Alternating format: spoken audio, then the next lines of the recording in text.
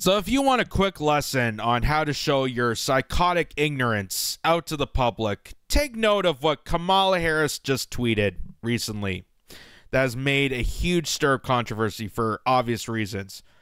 So she stated, the people of Lebanon are facing an increasingly dire humanitarian situation. I am concerned about the security and well-being of civilians suffering in Lebanon and will continue to work to help to meet the needs of all civilians there. To that end, the United States will provide nearly $157 million in additional assistance to the people of Lebanon for essential needs such as food, shelter, water, protection, and sanitation to help those who have been displaced by the recent conflict. This additional support brings total U.S. assistance to Lebanon over the last year to over $385 million.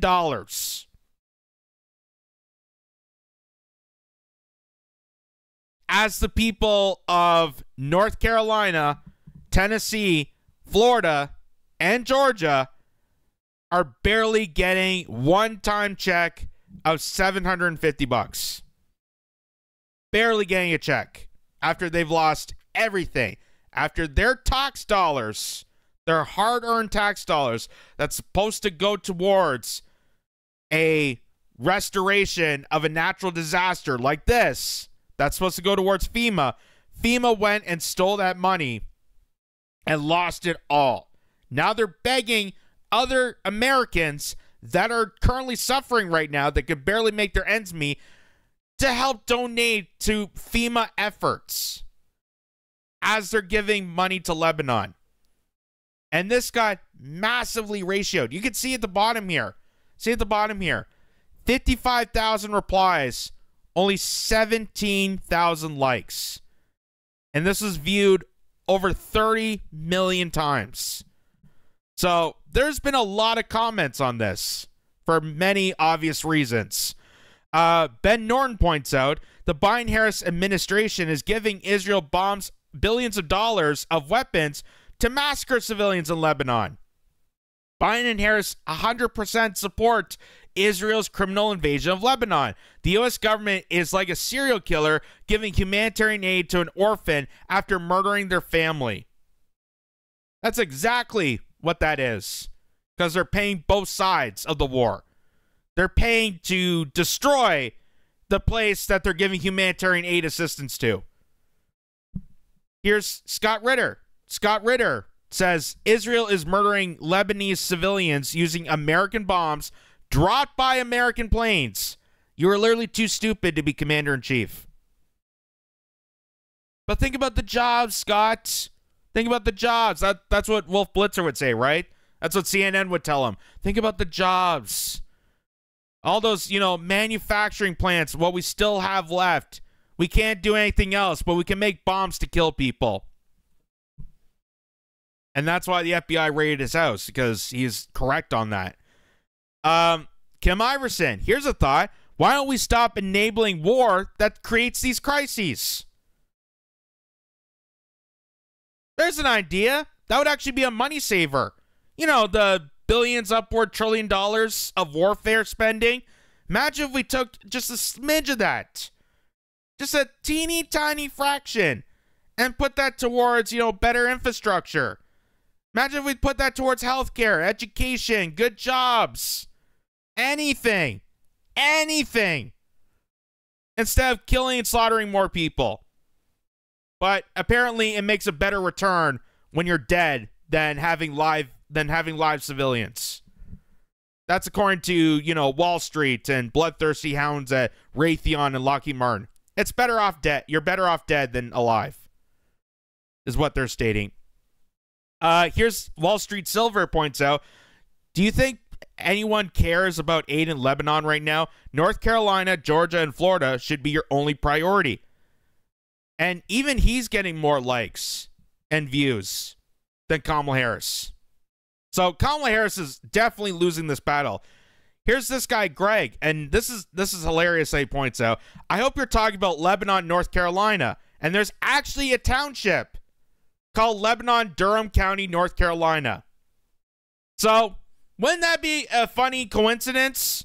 I know they're not going to do it because even a place like East Palestine, Ohio, that's right, Palestine, just like Palestine over there, Palestine, you know, you would think, maybe, but even a place like that didn't get any assistance. They won't actually help Americans at a time of need, even though they're supposed to be resembling an American democratic constitutional republic. And you vote these people in. You give them their tax dollars. You campaign and fundraise for them. And this is what you get. They're sending your money. They're taking away, stealing your money, throwing it overseas so that their Wall Street friends and buddies can make a quick buck off of someone's death overseas, but yet do nothing for you in return, even though it's your money. Here's Jake Shields. Jake Shields says we spend billions to Israel to bomb Lebanon, then millions to Lebanon to rebuild. How does that make sense? Well, maybe we can give them credits. Maybe we can give them credits. If you don't have the money, give us a credit. As our good friend Volodymyr Zelensky would say, we give credits. I'll go to BlackRock and I will ask them. I will ask them for credits. But go figure. Go figure. Even that statement, we're spending more killing than we're doing restoring. So it goes to show you how much they, adore life. How much they care about life on this earth. That when money comes down to the table, they're putting more bang for bloodshed than they are for restoring. Go figure on that. Here's Colin Rugg. You are purposely spitting on the faces of Americans in North Carolina. You're going to lose so badly in a month. And right now, if you look at polling, just recently, because of the hurricane, because of her negligence and lack of response, now she's doing all these disastrous media tours across like New York City and California and all these big time shows that are just giving her like, little cute little kitty hand questions. She is losing this battle. She is losing this battle. Like there's no saving grace for her at this point. The fact that Donald Trump just showed up, the bare minimum, just showed up and try to reach out to people, try to, say Elon Musk is going to try to get Starlink to these people so he can get communication. Holy crap. That was like the Hail Mary. That was like a Hail Mary victory for him winning this election. Like it's a cakewalk for him at this point because of what Joe Biden and Kamala Harris failed to respond to at a time of need. But if you critique that and if you mention about that, they're going to shut you down. They're going to call you misinformer. They're going to call you, just hateful and spreading disinformation. Because here's what happened to Peter Doocy of Fox News. Peter Doocy, who's a regular at the White House. Regular at the White House, press secretary, back and forth with KGP. I forget her actual name. It's John Pierre, Karine Jean Pierre. Just chaotic a woman she is. And that's all I could say because you can't go after a woman like her. She's an immigrant, she's LGBTQ, and a black woman. So anything I say, that's definitely an extreme violent act.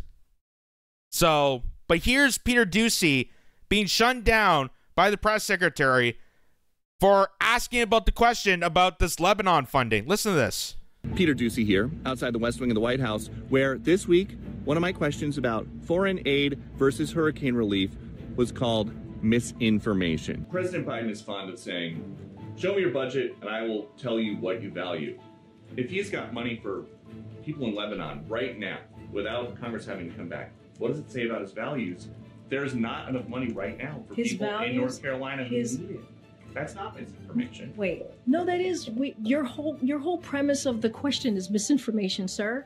What you do? Yes. It's your whole premise of the question is misinformation. Imagine youngsters looking at this. Imagine this is going to be like a class discussion. I know they really don't teach civics anymore, because why inform the public about true democracy? Why actually give kids a chance to be smarter in life? God forbid. That's what, you know, dancing on TikTok and hawk to a girl is for. But imagine if that was like an actual school lesson. Like, hey, questions is misinformation. If you ask and curious about things, that is going to misinform you. Okay? The best thing to do is just go with the flow. If you have any doubts of anything, that's obviously gonna lead to misinformation. Any question. Even though it's the most valid question you should be asking right now.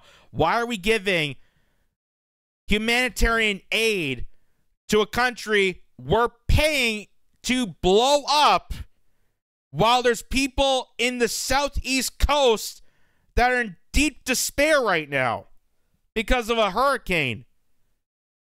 Why does that make sense? Why are you doing this? Why are you deliberately snubbing Americans at a time of need to support a country that you're paying another country to annihilate? And doing it while wearing a Paula Abdul costume there. She looks like something from a 1980s like R&B video. What the hell? How the hell is that possible? Let's listen to that. Listen to that again. Without Congress having to come back, what does it say about his values? There's not enough money right now for His people values, in North Carolina.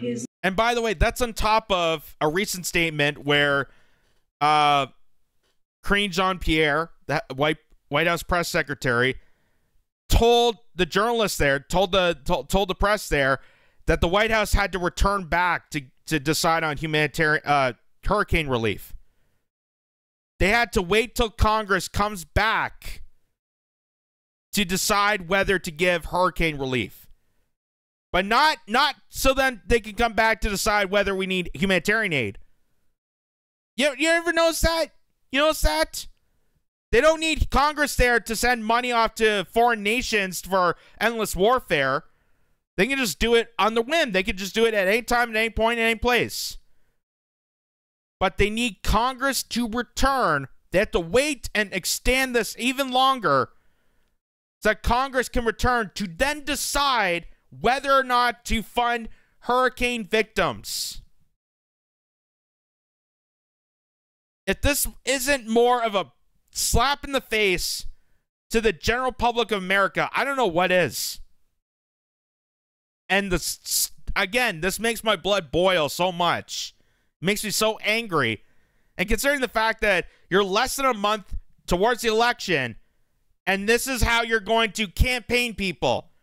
What do you think the people in that surrounding area, after being ravaged by this hurricane and all the shit that you've piled on top of that, how do you think they're going to vote out? How do you think it's going to turn out come November?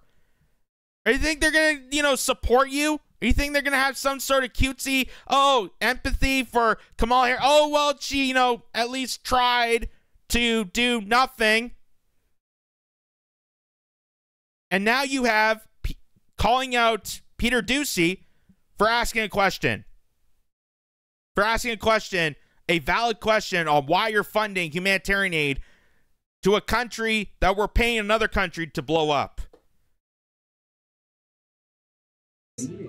That's not misinformation. Wait, no, that is your whole premise of the question is misinformation, sir. What you do? Yes, it's misinformation. I've got the information right here. The vice president is posting on social media about $157 million in additional assistance to the people of Lebanon. President Biden is posting about how the Small Business Administration's disaster loan program is going to run out of funding if Congress does not come back. To a lot of people watching these briefings, a taxpayer dollar. So why is it that Congress has to return to figure out the funding for small business relief, but yet Kamala Harris can radically post on X there that she's going to send a bunch of money to Lebanon. Wouldn't you need Congress approval for that?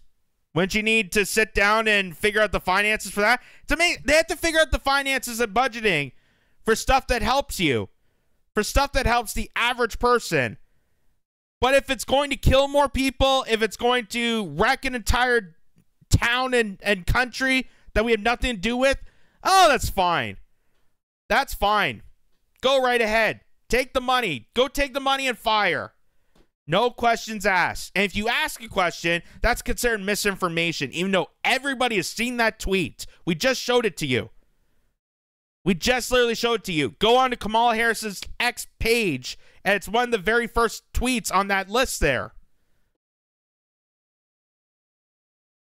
Sending money to a country that we're paying Israel to blow up. I don't know if this is general stupidity to that, or if this is psychotic malice, kind of psychological torture that you're doing this for. That you're just taking hard-earned Americans' money that's supposed to go to disaster relief like this, that's supposed to go to infrastructure, that's supposed to go to healthcare, that's supposed to go to education, to make America actually work. Not just great again, but actually functioning. Because right now, it is not functioning. It is hitting rock bottom severely. People are in such devastation, they have no other options. And yet you're flourishing countries overseas that we have no part in say to give them humanitarian aid after we're paying another country to blow them up.